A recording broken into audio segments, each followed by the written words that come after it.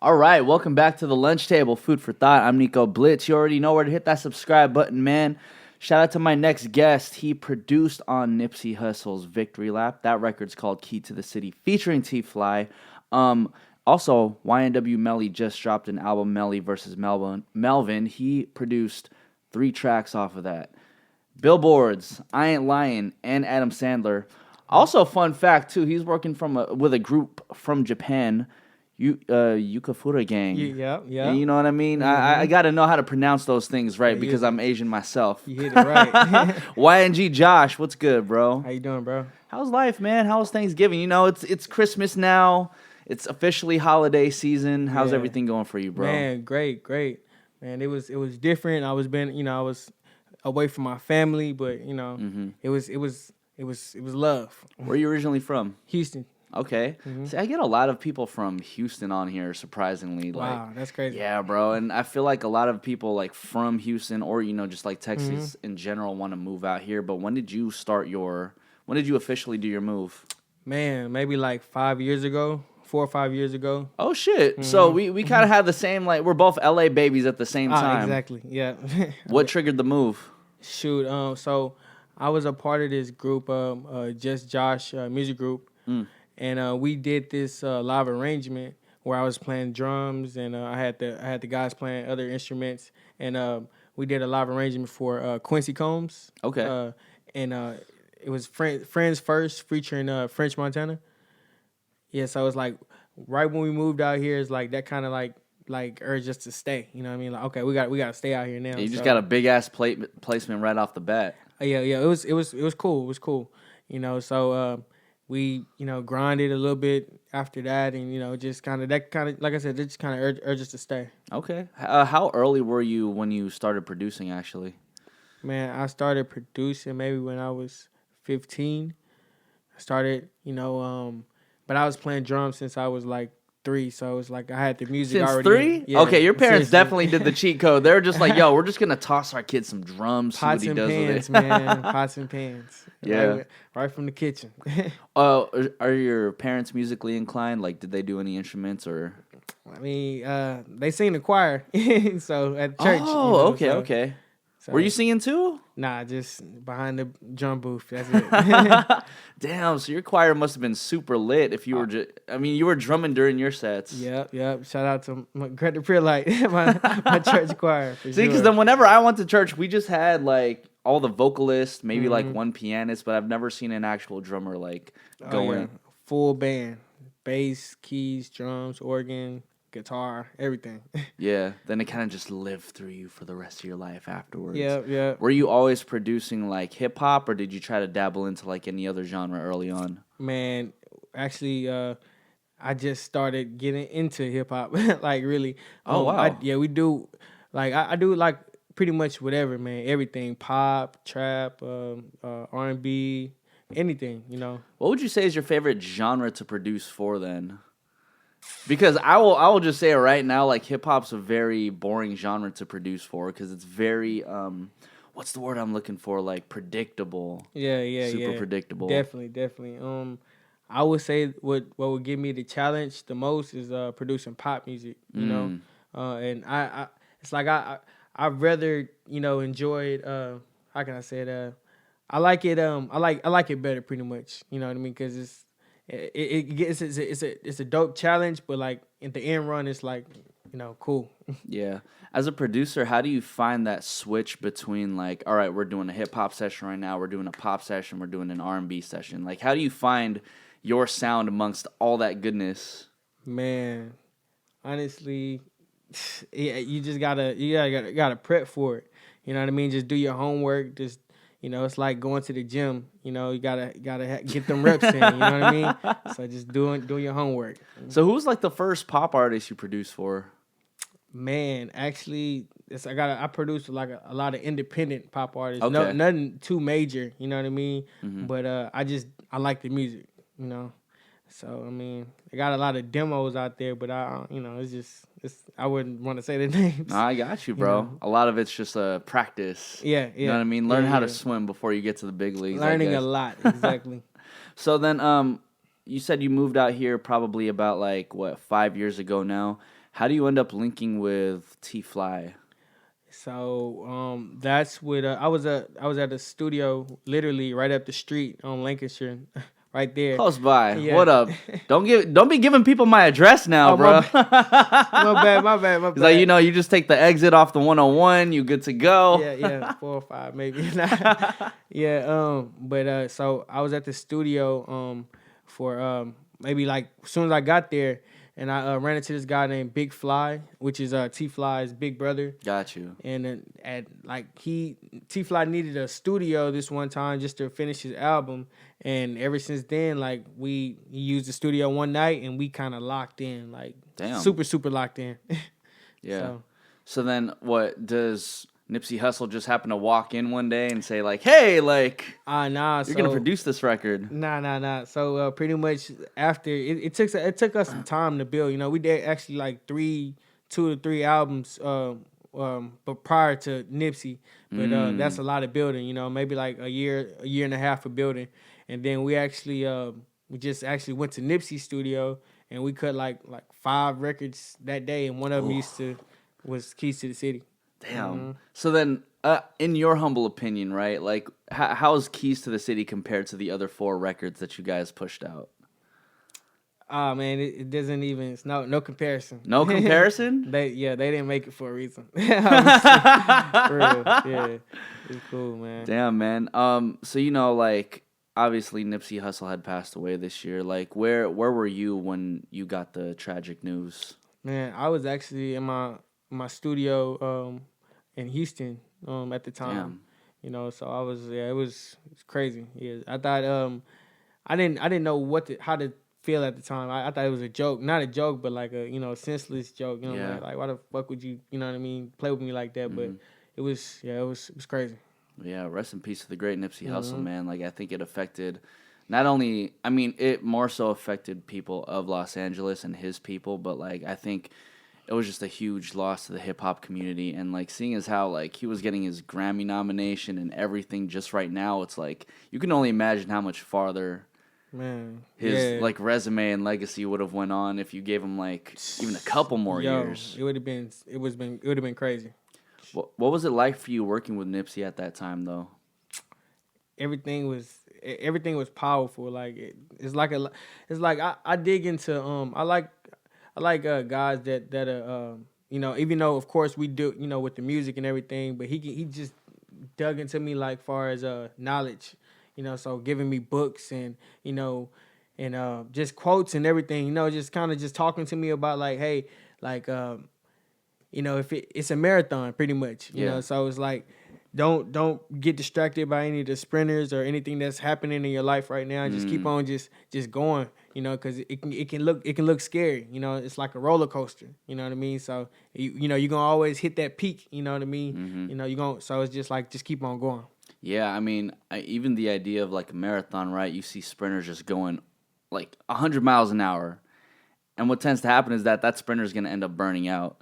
That's why we get like the super producer or like the super artist who just pops off like quote unquote like overnight. And then you never hear from them like in a year or two. Yeah. And I feel like, in terms of like a marathon, right?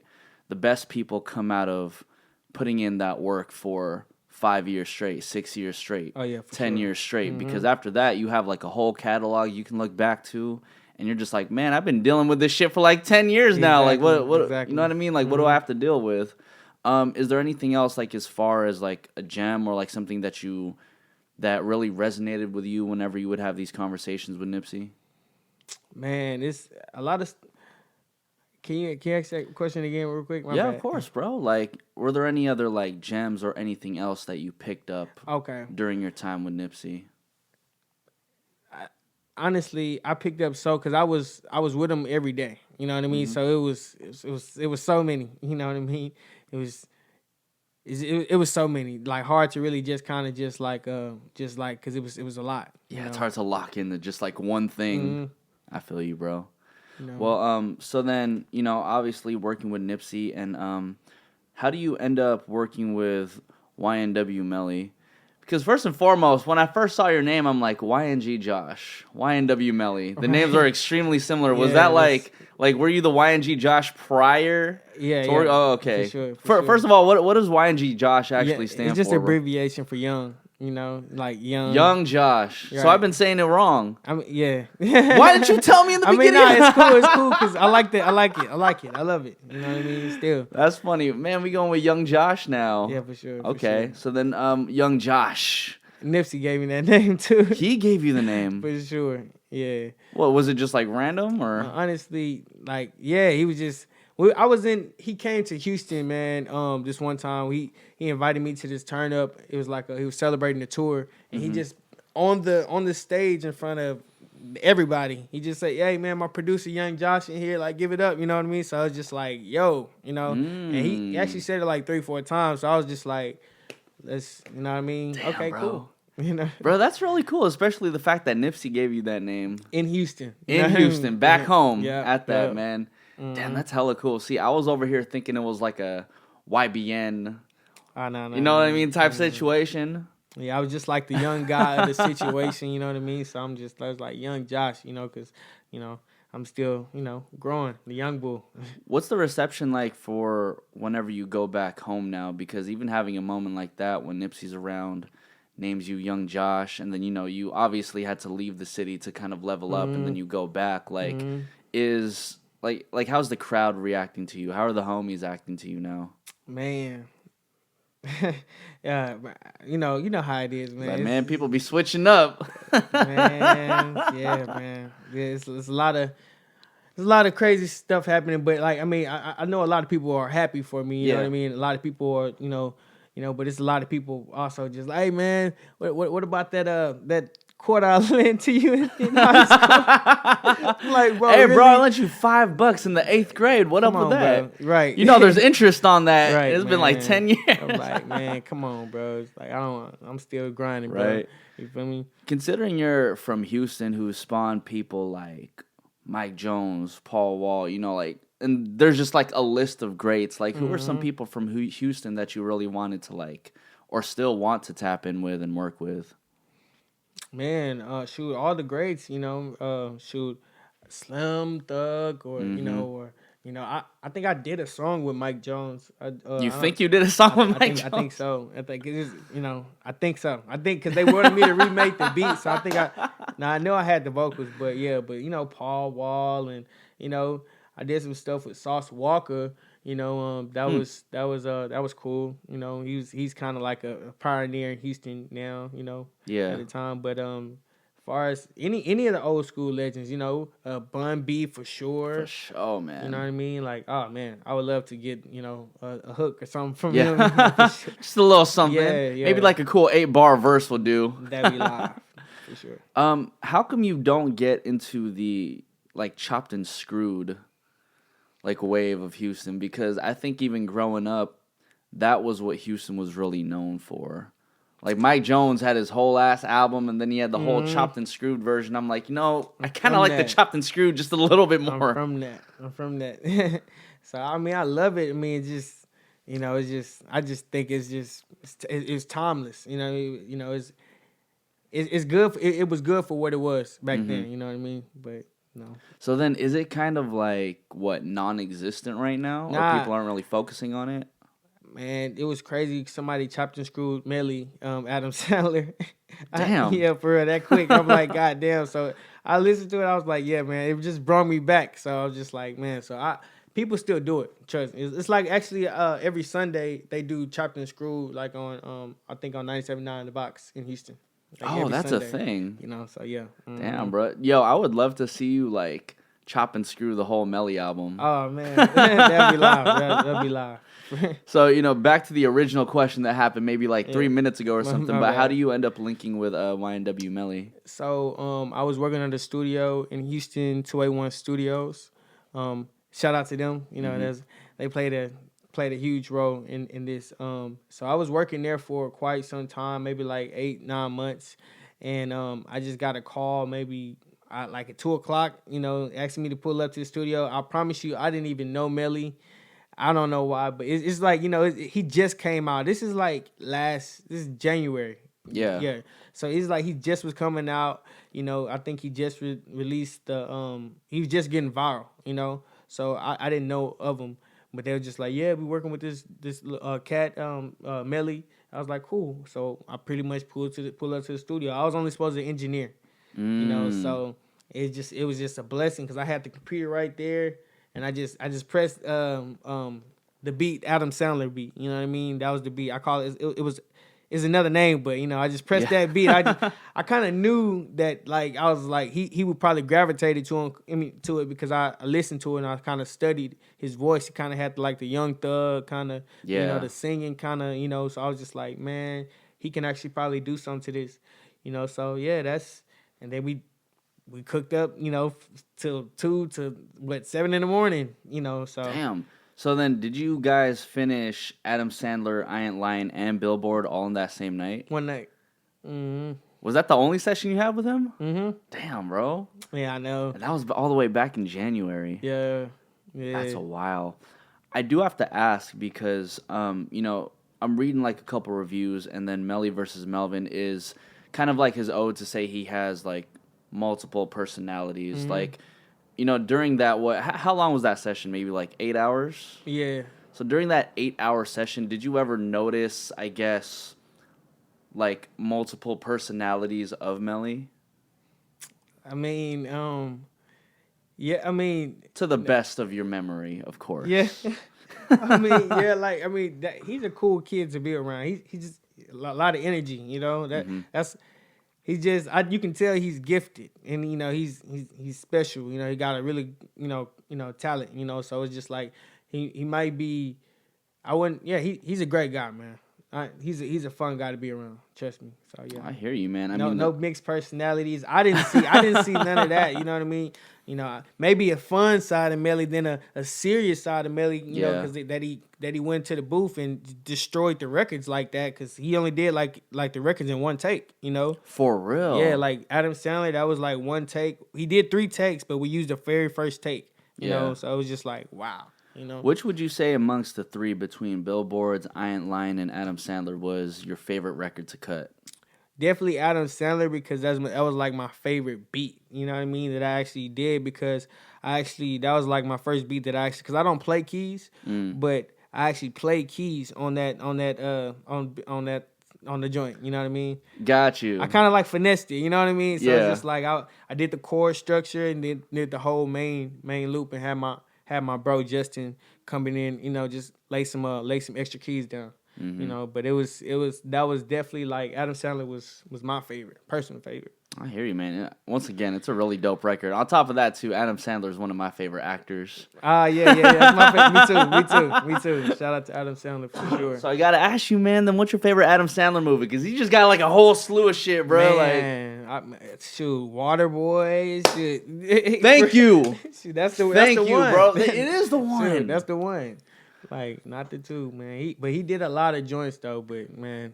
Yeah. Bro, I be telling people because, I mean, Waterboy is a very interesting movie, especially since it was dated back in, like, the 2000s, right?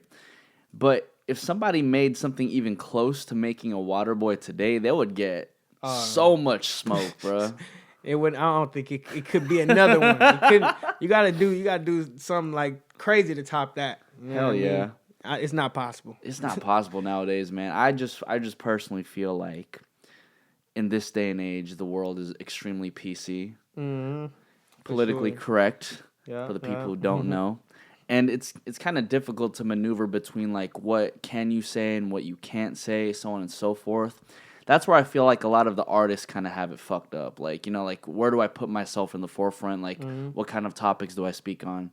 I feel like as a producer, you're kind of like safety in the background because you're like, motherfucker, I'm just making the beat, and then you do whatever you want with it. Man, sometimes, man, you know, see, that's kind of how it was with Melly, but you know, I just kind of he just did whatever he wanted, but I had to sit there and arrange it. You know what I mean? Do it like that. Critiquing the intricate stuff. You know. I hear you, man. So you know, your work with Melly is done for the time being. What other musical ventures have you been working on as of recently to end 2019? Man, well, I did some other to end 2019, I think that was I got some stuff 2020.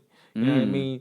That I can't talk about, you know what I mean? So it's NDA, crazy. you know? You know what I mean? So definitely look out for that, you know. But in 2019, like I said, I worked with I did the YFN Lucci Trap featuring T.I. and Jeezy as well. I did that, and then Sauce Walker, a song with him, Drip Harder. Okay. You know, so it was a good year.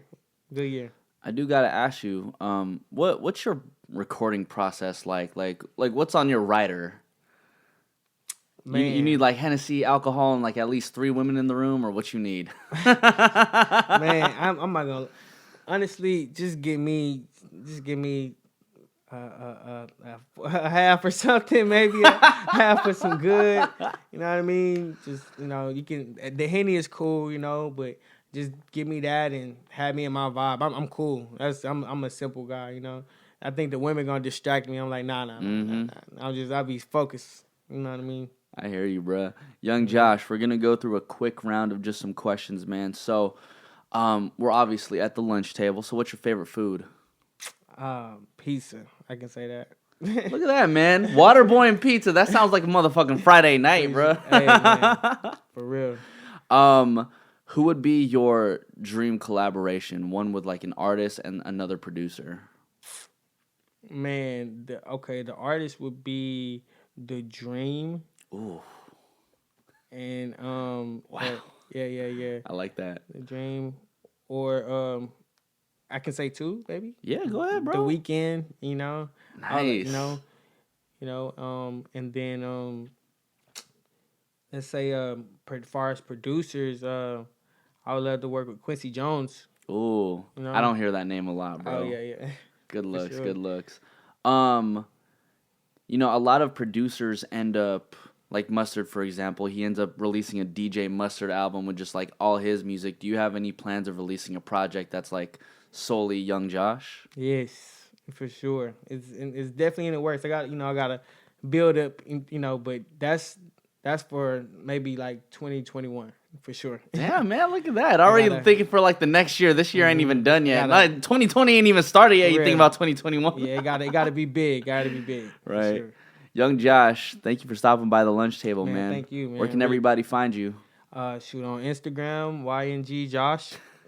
Simple, you know. Young Josh. My God, man. Shit. There you go. For real. I appreciate you coming by, man. This is the lunch table, food for thought. I'm Nico Blitz. Young Josh. Yep. And we are out, everybody. Yee!